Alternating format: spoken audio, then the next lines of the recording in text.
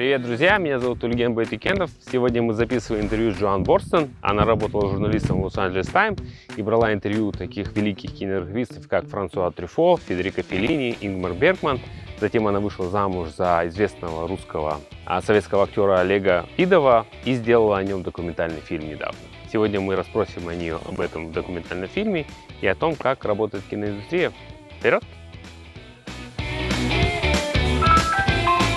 Who's that? Who's at the door? Hello. Hi, Joan. How are you? I'm fine. Margarita. Hi.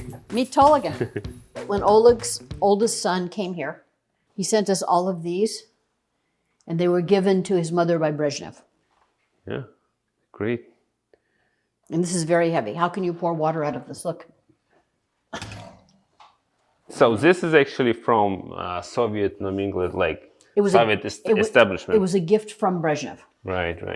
So they drink. Look how heavy that is. They drank, yeah. When you put water in it, it's so heavy you can't carry it. It is so almost like a museum stuff. And then here, this is the gel that people at the beginning in 1986, 87, people started arriving from Russia, and they would call Oleg from the airport. Oh, I got your name from Masha, who got it from Sasha, who got it from Vova. Right. I'm in Los Angeles. Can I come and stay with you? Okay. So and they would bring me a piece of gel.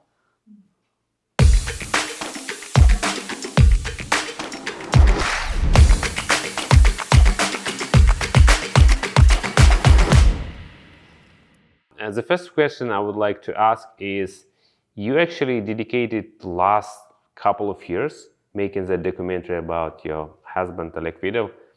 People in democratic societies take their freedom for granted. This man's life was different.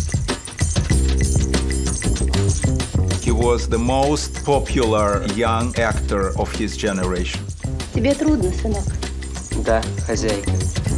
Everybody was just whispering, Oleg Vidov, because he's like James Dean in Russia.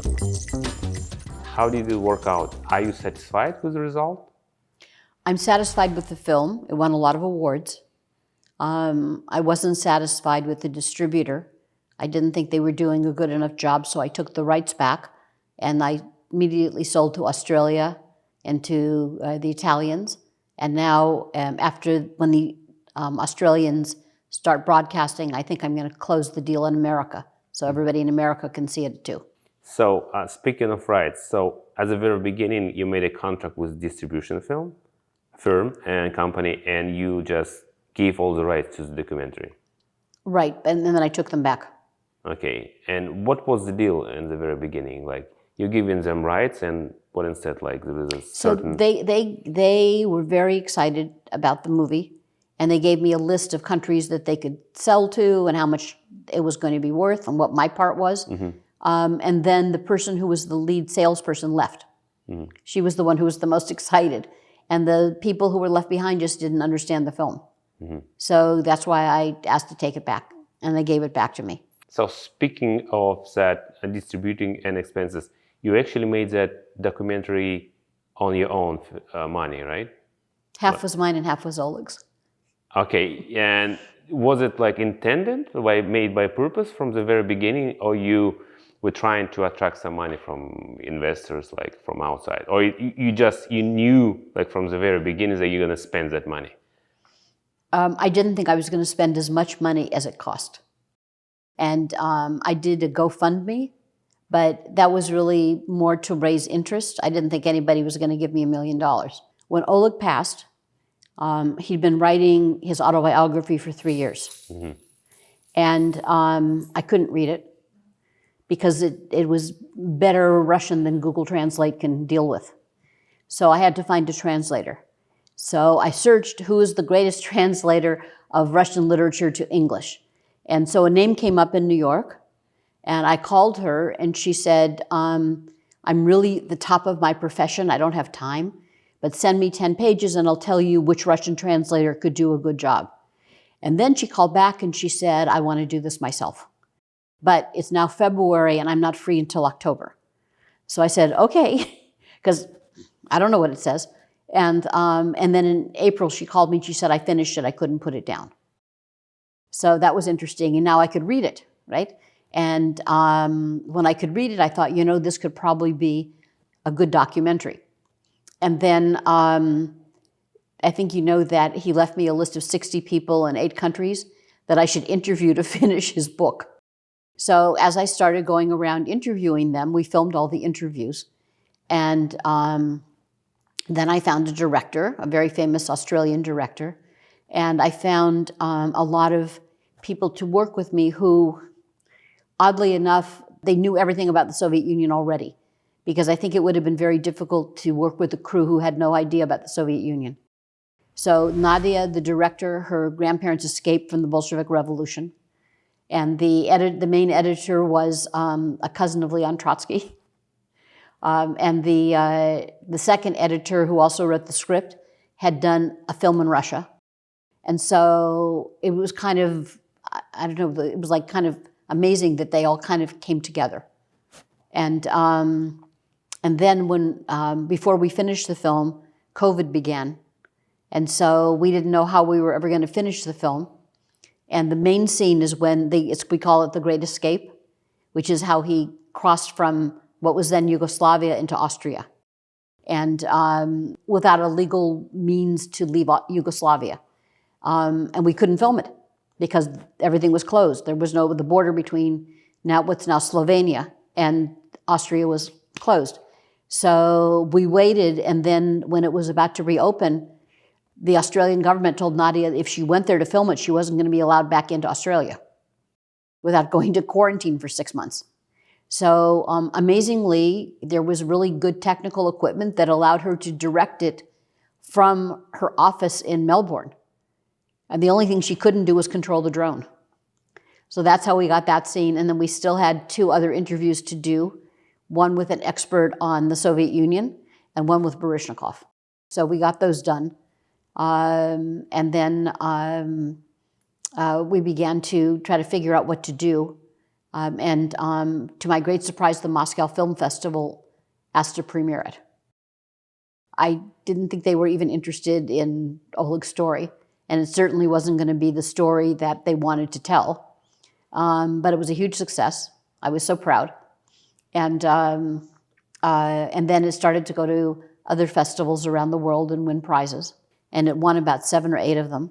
Anyway, I went to a distributor who was very interested. And they made sales in Israel and in Europe. And then I took the rights back, and I sold Italy, and I sold Australia. It's now opening in Australia next month. And then I hope I'm going to close the US deal. Now, there is 2 events actually happened when you made a film. One is a COVID, right? And it's actually affected the production of the film. And the second thing is war, right? Did it affect the perception of the film? So I was at a film festival in London, and I was staying at this hotel, and down the street was the cinema where they were showing the film at the festival.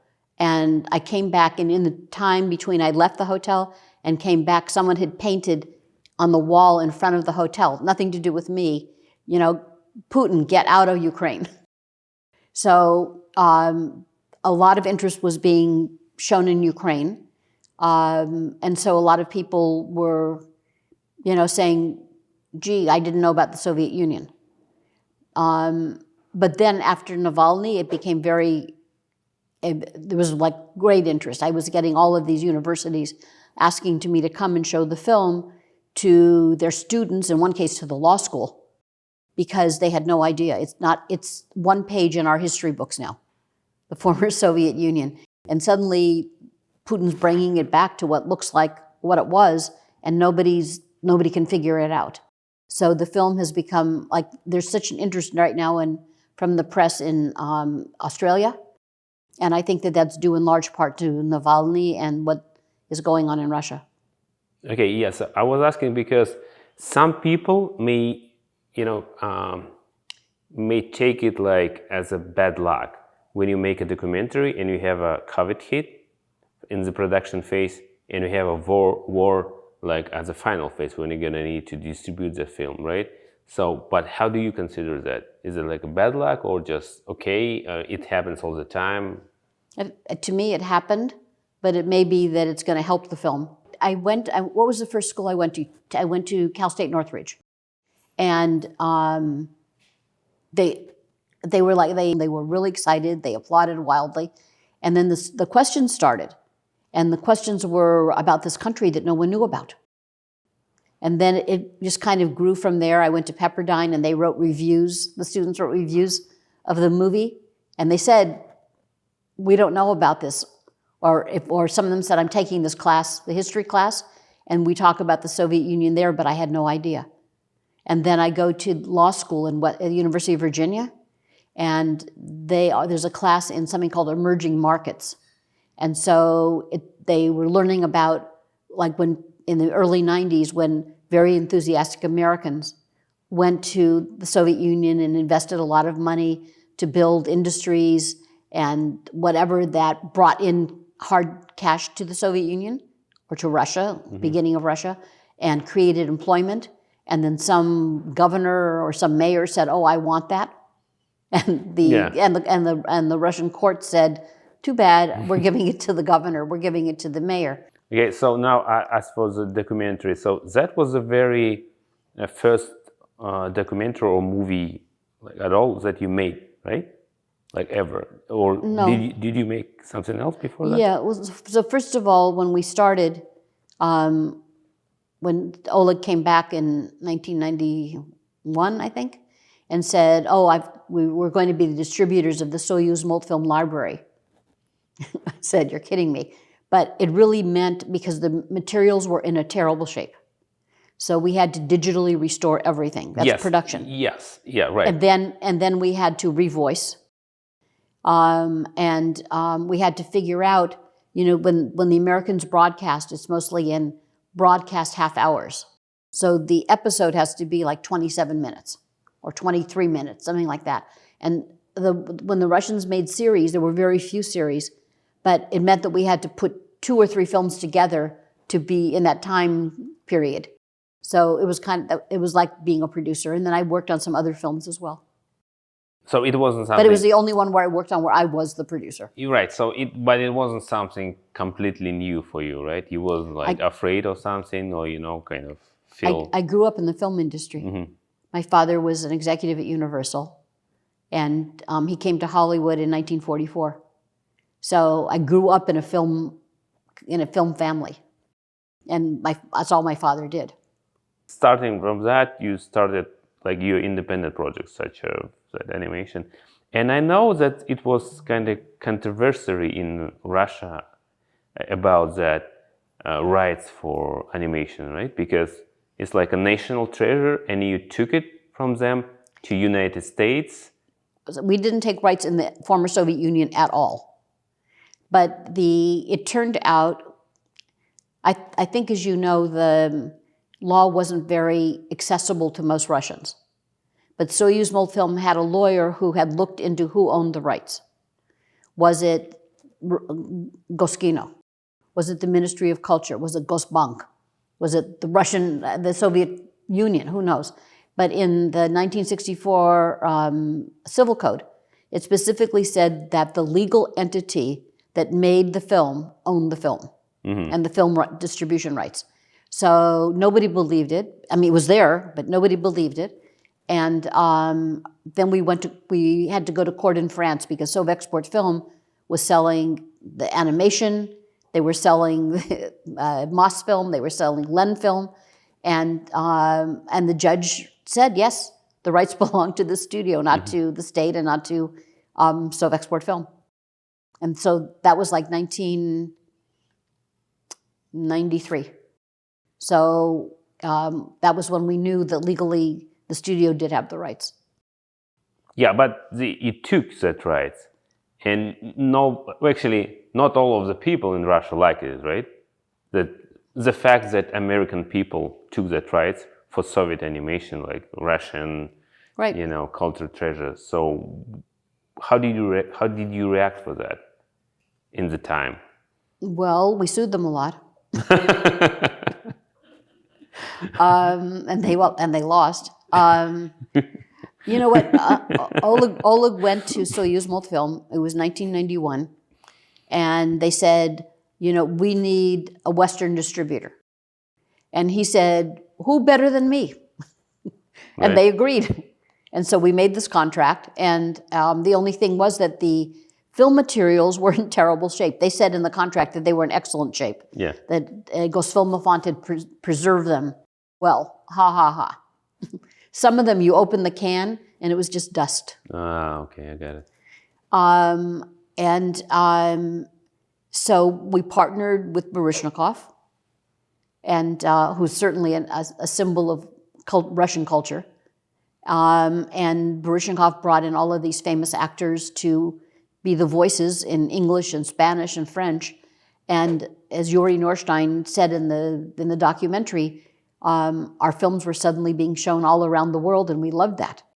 Because the Soviet Union, they used to give it away. Right. If you bought 2 Tarkovskys, they would give you 5 pounds of animation. Okay. And you spend your own money for the restoration of that.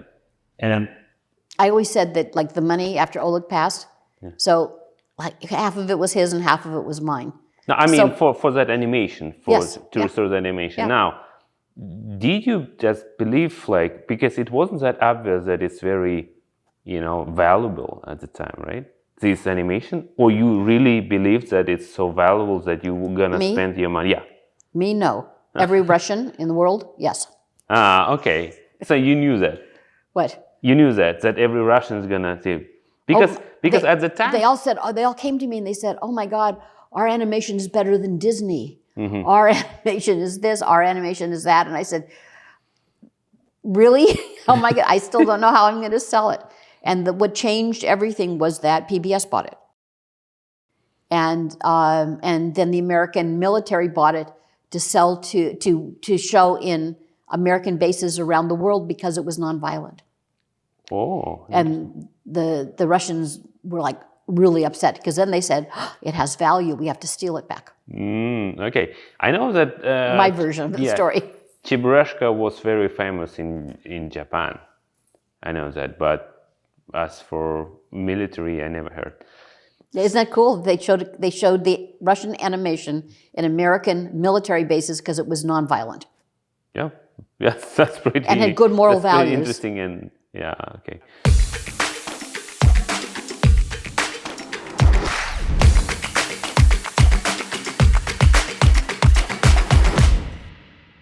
So all of these are from Mowgli. They were at the studio and they were throwing them away because they decided they had no value. And these are from Norstein, who gave them to us. And I taught him to sign his name on everything so it had more value. This is Cheburashka. What we did was, when it became popular in Japan, so we took Schwarzman to Latvia, I think, and they printed all of these and he signed them. And so it became a collector's item. So there's a hand-signed Cheburashka. So one of the series we did, the last series, was called Animated Soviet Propaganda. Do you remember this? No. So when we were going through the films when they first came, I kept saying, "What is this?" And Oleg could put it aside. "What is this, Oleg? Put it aside." And finally, we had a house guest named Igor Kokorev. And I showed it to him and he said, "Oh, it's Animated Soviet Propaganda." I said, "What?" And he divided it into 4 things. He said, "This is American imperialist, capitalist sharks, fascist barbarians, and onward to the shining future communism." And so we put it into a series, and it became the most popular series of all of them. So this is the art that went along with it. So back to documentary. Now you're distributing yourself. Are you trying to justify your budget, to make the money that actually cover that you already spent or not? Is it realistically, is it possible? I don't think it's possible to get the whole thing back. I think I can get my half back. Okay, so one more question. And I would really be happy if it was sold to a streamer that is in lots of countries, because then I wouldn't have to go sell it in each country. Yeah. So we participated, me and my wife Ina, we participated in making that documentary, and I know that it was so much of a stuff, like maybe, I don't know, like maybe 90% that the stuff was collected for that and is actually not in documentary. How did you shape it? I mean, how did you decide what to cut and what to include into the There was a film? director who had a vision. There was a screenwriter, we'll tell you about in a second, who had a vision. And there was an editor who had a vision. As you know, Oleg died of multiple myeloma. And he was in treatment for many years. He never told anyone that he was sick. So when he actually passed, everyone was stunned. But sitting next to him week after week in the doctor's office in Beverly Hills was a film editor who also was a screenwriter. And so when we first started working on the documentary, Nadia wanted a particular editor who had a lot of experience with Russia and who was a relative of Trotsky. And he said, I'm not available until September, but I have a friend who's an editor in Los Angeles, and you ought to hire him to get everything ready for me. And it turned out to be the guy who'd been sitting next to Oleg for years in the doctor's office. And so he not only had understanding of the Soviet Union, right? He knew Oleg. And so I thought he brought something very special to, that a regular screenwriter couldn't bring, because he knew him. Mm-hmm. One thing that actually I was about to ask is that interesting story that Oleg was so popular amongst Soviet people, and yet he escaped from USSR and some people may consider him as a traitor, right? So how did you figure that question? Did you think about that, like overall? Of course, and he never got a Russian passport. Because even though he wanted to go to Russia, he wanted to go with an American passport, because if anything happened, then the Americans had to come to help him. So he was very calculating about that. Yeah. So when Oleg, as I'm told, when Oleg escaped, they cut his name off of all the movies. Yes. But if you go to see Headless Horseman, even if his name isn't here, don't you know who it is? It's like... Right, I mean, but the people, when you made the documentary, did you make it primarily for English-speaking audience or for Russians? Because some Russians think of him as a traitor, right? So maybe that's kind but of... what happened was that, this has nothing to do with the movie, but the reason that I met the two Russians who became the Russian co-producers is that when Savelly Kramarov died, Valentina Churayeva, who was working for the Second Channel, on a talk show, I can't remember the name of the host, he was famous, decided to do a show about Savelly by satellite from, there's a place in Santa Monica, to Moscow. And Oleg was part of it. And she realized from the reaction that, in fact, people still loved Oleg. So then she made the very first broadcast with just Oleg. And it had made huge ratings for that channel. So some people still didn't like him because he left, but most people still loved him. Did you find something new about Alex when you making that documentary? Because I know that there's a lot of stuff like letters and everything that you needed to go through. I mean, I know it was a happy marriage for many years, but is there something new that you discovered or nothing new? No, there was a lot new that I discovered, but I didn't find anything that was significantly different from anything he told me. And I found a lot of things about Russia that I didn't like. Everything that we always thought about the Soviet Union, it turned out most of it was true.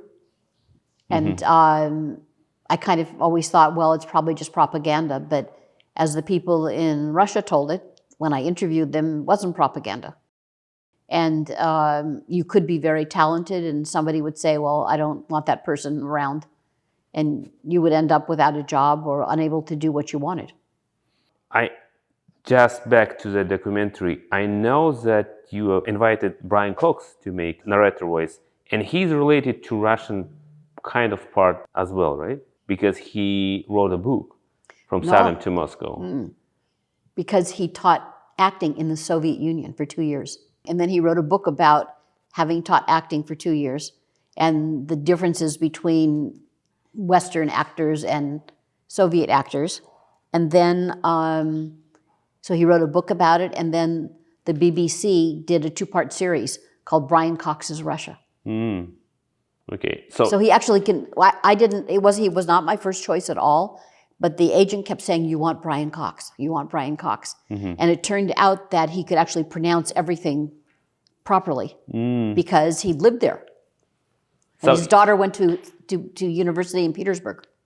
So you contacted him and he like immediately agreed, or how did it work out? Like, okay, I'm in? Yeah. Oh, that's cool. And then when we were recording the narration, before he started recording, I'm gonna get this exactly wrong, but you'll understand. He said, I just want everybody here to know that the Russians had good government once, 300 years ago, for 40 years. Something like that. Yeah. Okay. Okay, and now you're distributing the documentary and also you preparing the book, right? Actually, everything began with. We got the book finished, and now there's an American editor working on it. And then when the American editor finishes, I'm going to match the Russian version to the American version, so I don't leave anything out. And then I hope by the end of the year, around Christmas, it's going to be available. Are you going to sell it like everywhere, or some particular publisher? I'm going to try to do it through Amazon service, where when they get orders, they quickly print the book and send it out. Because it's so difficult always to get a book publisher. And now Amazon has made it so easy. So everyone who's doing it says that they've had a great experience selling their books through Amazon, so I'm going to try.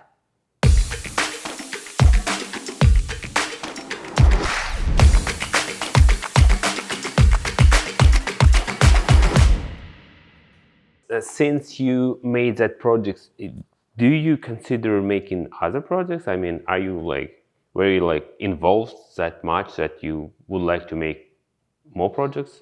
Or like you're exhausted and you're not going to make anything? So we tried to do a series in the former Soviet republics. I think you know about that. Yeah. It was sort of like a travel series, like Stanley Tucci and, on CNN, who did this wonderful cooking series. But it just didn't work out because of the war in Ukraine. There was too much tension and too much this and too much that. So we kind of dropped that project. We might still do it.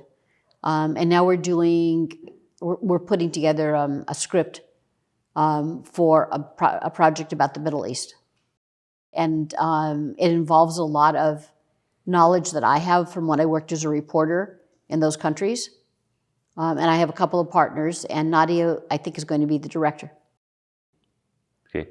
So when actually that war happened, because you have a lot of Russian friends working in film industry, were they affected by that? I mean, I know that, it's a rumors. I don't know as a fact that some studios try to, get rid of Russian actors and Russian producers and so on. Here? Yeah. I heard something different. I heard that a lot of the Russian film industry had changed. People were much more universal. They had gone to many festivals. They had worked in other countries sometimes. They'd been nominated for awards. They'd won awards. And Russia had pretty much said, the only films that we're going to fund are propaganda. And they didn't want to do that. Right. So they came here. Some of them came directly. Some of them came in through Mexico even. But to my surprise, the U.S. government gave them green cards, special green cards, so that they could stay and work here. I know that because I keep meeting them. One of them was my house guest for about a month. Okay. A question about, because you see a lot of people coming from Russia and other countries to conquer film industry in Hollywood, do you have something in particular to tell them? Do you see some patterns that actually people follow all the time, but they're not productive? Like they fall into the same trap all the time? No, there were two series. One was called The Americans, and one was called Homeland. And I think those two series made changes in how open Hollywood became to Russian actors, because Russian actors, and particularly Kosta Ronin, who was Oleg's voice in the film,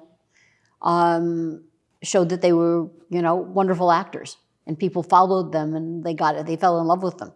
So those two series, I think, made a big difference. And I think that the main problem is actors, because they have an accent. But I saw that when my friend Daria Ekomasova came here, she was being asked to audition for roles that had nothing to do with foreigners. In other words, like it would be the role of a wife, and there was nothing in the film that had anything to do with the fact that the wife had an accent. And I thought that was a huge accomplishment for Hollywood, that suddenly it was okay, because look at our population. How many people are married to wives who have accents? Lots. So I thought that was a huge move forward for our film industry. But in general, do you think it's still a good idea to come to United States and try to make a career in Hollywood? Or it's too dreamy to back to... But there's so many, right now there's so many different venues. I mean, there's a few studio movies, not too many. Right. There's television, there are streamers, there are all of these social media, there's YouTube. It's like enormous, where you can show what you do. Yeah. And it was never that way before. And it's a good thing. I think so. Okay, but there's a lot of people who are saying they do not make that kind of great movies as they used to make in 90s, because there is always a rush, right? There's always something new on the streaming services. They don't have that time and money to make such a solid movie, like a handcrafted, So I belong to the Malibu Film Society for years already, and we have all of these screenings, and I see amazing films that win awards and are broadcast, and one way or the other people find them. So I don't agree that they aren't as good as they used to be. Maybe the studio films are just become totally crassly commercial, but I think that people are making very good independent films that are being seen, and people love them and they write about them, and I think it's fine. I wish there was more, but I'm saying I see that a lot. We saw a film that was from France, that it was about food, basically. Mm-hmm. And the actress was amazing. The man who played her husband was actually an ex-husband of hers. Do you know which one I'm talking about? Mm-hmm. And I mean, who would have made that film in the studios? Nobody. It was too slow and beautiful. Right. And the ideas were but the audience loved it. Mm-hmm. Interesting. Do you consider film industry as a business in a whole? Because some people say, well, it's not like a business, right? It's not like traditional business, because there is too many things going on. And even the big major studios, they cannot predict box office. They never could. Yeah. Ever. Yeah, but... I remember my father said that Dennis Hopper came to them with the script for Easy Rider. And they said, no one's ever going to watch that. So, of course, it was a big hit. Yeah. So then he came back to them with another script, and immediately they said, oh, yes, we want to do this film. So they went to Peru, they threw the script over the mountain. They made this absolutely terrible film. Yeah. That's the way it is. It's always been like that. Yes, but it's not like a traditional business model, right? It's a different business model. I also want to say that there was a movie called American Graffiti, and when they screened it at Universal, they knew they had a flop on their hands. They paid all this money, and they tested it with the audiences, and no one liked it. And then it became a huge hit. Mm-hmm. They just tested it with the wrong audiences. They didn't know who was going to like that film, and it became, everybody watched it. So the film industry doesn't always know what it's doing. Yeah, right. Absolutely. So for your particular project, you're going to acquire some money from investors. is it necessary to return that money after all, or it's just like, or they invest in because they just interested? Okay, I'm gonna just give it away. I don't think most people want to give it away. Most people, want to get their money back, and that's why you need to hire a good director. You need to hire good actors. Right. You need to have something to promote. So you're responsible for that money, but what happens if it's not gonna work out? Then you won't have them as partners again.